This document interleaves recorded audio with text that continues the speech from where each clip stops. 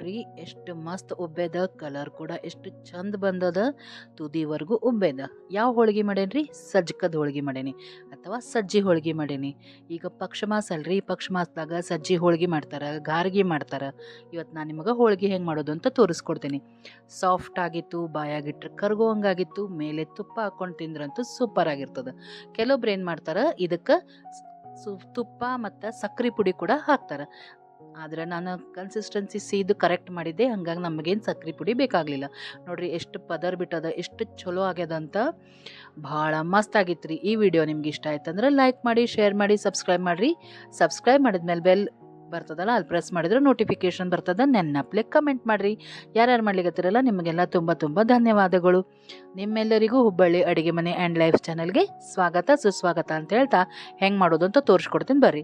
ಈಗ ಫಸ್ಟ್ ಹಿಟ್ಟು ಕಲಿಸ್ಬಿಡೋಣಂತ್ರಿ. ಗೋಧಿ ಹಿಟ್ಟು ತೊಗೊಂಡೇನಿ, ಅದಕ್ಕೆ ಒಂದು ಅರ್ಧ ಸ್ಪೂನಷ್ಟು ಉಪ್ಪು ಹಾಕಿದೆ, ಅರ್ಧ ಸ್ಪೂನಷ್ಟು ಅರಿಶಿನ ಪುಡಿ, 2 ಸ್ಪೂನಷ್ಟು ಎಣ್ಣೆ ಹಾಕಿ ಕನ್ಸಿಸ್ಟೆನ್ಸಿ ಗಟ್ಟಿಗೆ, ಭಾಳ ಬೇಡ ಮೆತ್ತಗೂ ಭಾಳ ಬೇಡ, ಮೀಡಿಯಮ್ ಆಗಿ ಕಲಿಸ್ಕೊಂಡ್ಬಿಡೋಣಂತ. ಗೋಧಿ ಹಿಟ್ಟು ಇರ್ತದಲ್ರಿ, ಅದಕ್ಕಿಂತ ಚೂರು ಮೆತ್ತಗಿರ್ಬೇಕು.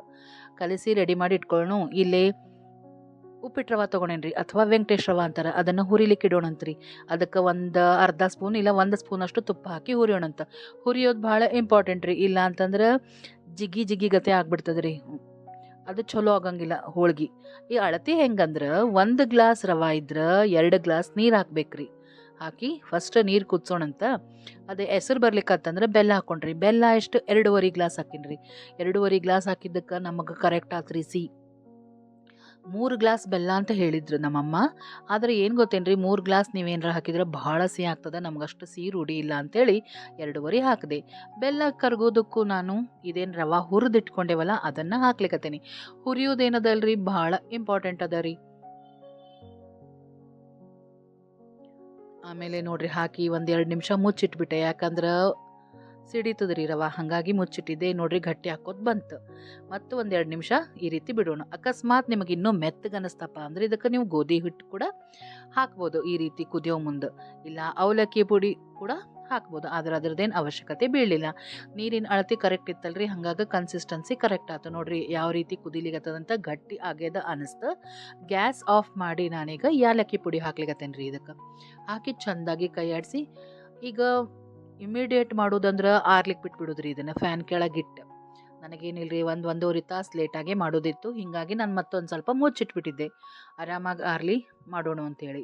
ಈಗ ನೋಡ್ರಿ ಹಿಟ್ಟಂತೂ ಕೆಲಸಿ ರೆಡಿ ಮಾಡಿ ಇಟ್ಕೊಂಡ್ಬಿಟ್ಟಿನಿ. ಇಲ್ಲಿ ನಮಗೆ ಹೂರ್ಣ ಕೂಡ ರೆಡಿ ಆಗ್ಯದ. ಆರಿದ್ಮೇಲೆ ನೋಡ್ರಿ ಎಷ್ಟು ಮಸ್ತ್ ಆಗ್ಯದಂತ. ಕನ್ಸಿಸ್ಟೆನ್ಸಿ ಎರಡು ಹೆಂಗಿರ್ಬೇಕಂದ್ರೆ ರೀ, ಹೂರ್ಣದ್ದು ಮತ್ತು ಸಜ್ಜಕತ್ತು ಸೇಮ್ ಇರಬೇಕು. ಈಗಲ್ಲೇ ಹಂಚು ಕಾಯ್ಲಿಕ್ಕೆ ಇಟ್ಟೀನಿ. ಇಲ್ಲೇ ನಾನು ಉಂಡೆಗಳನ್ನು ಮಾಡಿ ರೆಡಿ ಮಾಡ್ಕೊಂಡ್ಬಿಡ್ತೀನಿ. ಸಜ್ಜಕದ್ದು ಅಥವಾ ಏನಂತಾರೆ ಇದಕ್ಕೆ, ಹೂರ್ಣದ್ದು ಉರುಳಿಗಳನ್ನು ಹಾಕಿ ರೆಡಿ ಇಟ್ಕೊತೀನಿ. ಈ ಕಡೆ ಕಣಕದ್ದು ಕೂಡ ಉರುಳಿಗಳನ್ನು ಹಾಕಿ ರೆಡಿ ಇಟ್ಕೊಂಡ್ಬಿಡ್ತೀನಿ. ಬೇಗ ಬೇಗ ಆಗ್ಬಿಡ್ತಾವ್ರಿ ಹೋಳಿಗೆ. ಆಮೇಲೆ ಇನ್ನೊಂದೇನಂದ್ರೆ ರೀ, ಹಂಚು ಕಾಯ್ಲಿಕ್ಕೆ ಇಡೋದಕ್ಕೂ ನಾವು ಈ ರೀತಿ ಎಲ್ಲ ರೆಡಿ ಮಾಡಿ ಇಟ್ಕೊಂಡ್ರೆ ಹಂಚು ಕಾದ ರೆಡಿ ಇರ್ತದೆ. ಇಲ್ಲಿ ನಮಗೆ ಒಂದೊಂದೇ ಸ್ಟೆಪ್ಸ್ ಮಾಡ್ಕೊತ ಹೋಗ್ಲಿಕ್ಕೆ ಚಲೋ ಆಗ್ತದೆ. ಹಂಚು ಭಾಳ ಹೊತ್ತು ನಾವು ಕಾಯಿಸೋದು ಬೇಡ, ಹಂಗಂಥೇಳಿ ಮಾಡಿ ನಾವು ರೆಡಿ ಇಟ್ಕೊಳ್ಳೋದು, ಹಂಚು ಕಾಯೋ ತನಕ ಕಾಯೋದು ಹಂಗೂ ಬೇಡ. ಈಗ ನೋಡ್ರಿ ರೆಡಿ ಆತ. ಈಗ ಯಾವ ರೀತಿ ಸ್ಟಫ್ ಮಾಡೋದು ಅಂಥೇಳಿ ನಾನು ನಿಮಗೆ ತೋರಿಸ್ಕೊಡ್ಲಿಕ್ಕತ್ತೇನೆ. ತುದಿವರೆಗೂ ಹೂರ್ಣ ಬರಬೇಕಂದ್ರೆ ಈ ಮೆಥಡ್ನಾಗ ಮಾಡ್ಕೊಂಡ್ರೆ ಮಸ್ತ್ ಆಗ್ತಾವ್ರಿ ಹೋಳ್ಗೆ. ಕಲರ್ ಕೂಡ ಭಾಳ ಚಂದ ಬರ್ತದ್ರಿ. ಬೆಲ್ಲ ಭಾಳ ಚಲೋ ಅದ ರೀ. ಕಲರ್ ಎಷ್ಟು ಚಂದ ಬಂದಿತ್ತು ನೋಡ್ರಿ ಸಜ್ಜಕದ್ದು. ಸ್ಟಾರ್ಟಿಂಗೇ ನೋಡ್ಬಿಟ್ಟಿರಿ ನೀವು. ಈಗ ನೋಡ್ರಿ ಲಟ್ಟಿಸೋದು ಹೆಂಗಂದ್ರೆ ಅವ್ರಿಗೆ ಲಟ್ಟಿಸ್ಬೇಕ್ರಿ.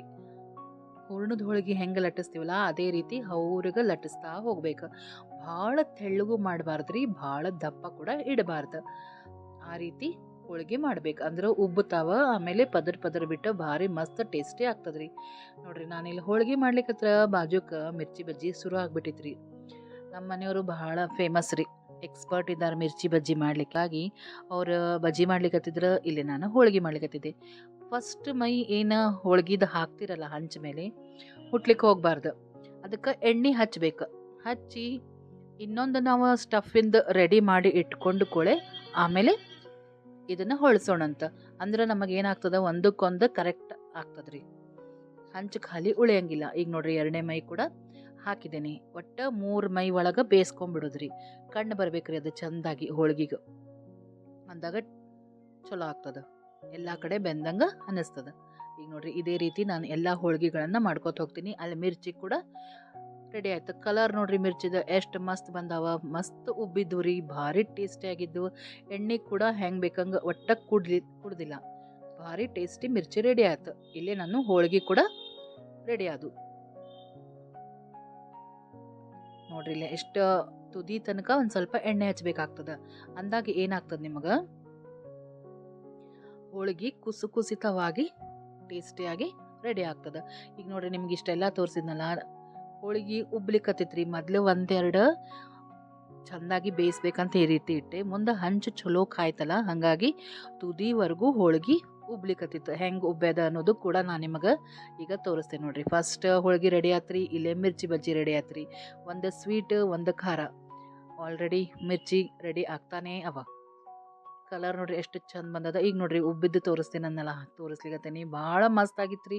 ಸ್ಟಾರ್ಟಿಂಗೇ ನಿಮಗೆ ತೋರಿಸ್ಬಿಟ್ಟೇನಿ ಯಾವ ರೀತಿ ಪದರ್ ಬಿಟ್ಟಿತ್ತಂತ. ರೆಡಿ ಆಯಿತು. ಕಣ್ಣುಗಳು ಬರ್ಬೇಕ್ರಿ, ಅಂದಾಗ ಹೋಳಿಗೆ ಚಲೋ ಬೆಂದದಂತ ಅನ್ನಿಸ್ತದ. ಹೆಂಗೆ ಅನ್ನಿಸ್ತು ಅಂತ ಹೇಳ್ರಿ ಫ್ರೆಂಡ್ಸ್. ಈ ವಿಡಿಯೋ ನಿಮಗೆ ಇಷ್ಟ ಆಯ್ತಂದ್ರೆ ಲೈಕ್ ಮಾಡಿರಿ, ಶೇರ್ ಮಾಡಿರಿ, ಸಬ್ಸ್ಕ್ರೈಬ್ ಮಾಡಿರಿ. ಸಬ್ಸ್ಕ್ರೈಬ್ ಮಾಡಿದ್ಮೇಲೆ ಬೆಲ್ ಬರ್ತದಲ್ಲ, ಅಲ್ಲಿ ಪ್ರೆಸ್ ಮಾಡಿದ್ರೆ ನೋಟಿಫಿಕೇಷನ್ ಬರ್ತದೆ. ನೆನಪಲೆ ಕಮೆಂಟ್ ಮಾಡಿರಿ. ಯಾರ್ಯಾರು ಕಮೆಂಟ್ ಮಾಡ್ಲಿಕ್ಕತ್ತಿರಲ್ಲ ಅವರಿಗೆಲ್ಲ ತುಂಬ ತುಂಬ ಧನ್ಯವಾದಗಳು. ಯಾರ್ಯಾರು ಮಾಡ್ತಾ ಇಲ್ಲ ಅವರು ಕೂಡ ಕಮೆಂಟ್ ಮಾಡಿದ್ರೆ ನನಗೆ ಖುಷಿ ಆಗ್ತದೆ. ನಿಮ್ಮ ಫ್ರೆಂಡ್ಸಿಗೆ, ರಿಲೇಟಿವ್ಸಿಗೆ ಈ ವಿಡಿಯೋನೆಲ್ಲ ಶೇರ್ ಮಾಡಿರಿ, ಅವ್ರಿಗೂ ಕೂಡ ಉಪಯೋಗ ಆಗ್ಬೋದು. ಪಕ್ಷ ಮಾಸದಾಗ ಸ್ಪೆಷಲಿ ಮಾಡುವಂಥ ಸಜ್ಜಿಗೆ ಹೋಳಿಗೆ. ಮತ್ತೆ ಹೊಸ ವಿಡಿಯೋ ಒಂದಿಗೆ ಸಿಗ್ತೀನಿ. ನಮಸ್ಕಾರ.